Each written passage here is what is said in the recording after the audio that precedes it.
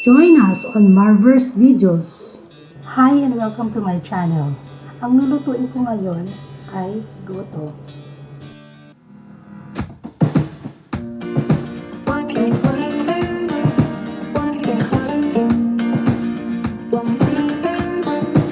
Goto is so easy to prepare. These are the ingredients we need.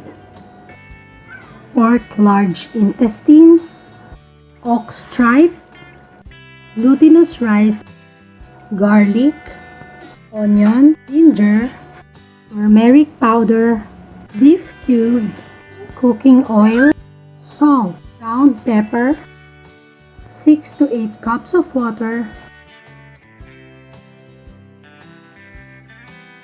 and for the toppings, green onions, boiled eggs, toasted garlic, and crushed pork rinds. And now let's begin by putting cooking oil in a pot over medium heat. Next is to add onion, garlic, and ginger and saute it until limp.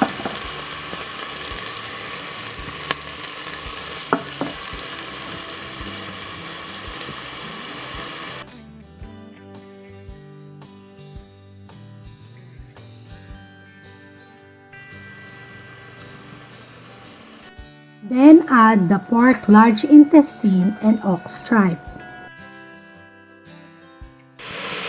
For about 3 to 5 minutes, add the beef cube and turmeric powder, stirring occasionally for about 2 to 4 minutes.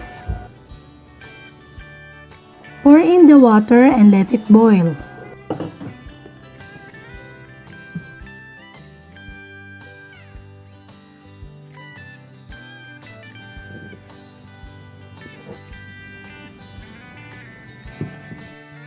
Add the glutinous rice or regular rice and cook for about 30 to 45 minutes, stirring regularly for about 2 to 4 minutes.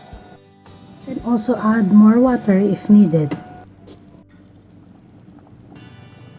Lower the heat and cook until the desired texture of the glutinous rice grains is achieved. Just add salt and pepper to taste. Transfer to a serving bowl and garnish with egg, toasted garlic, crushed pork rinds, and green onions.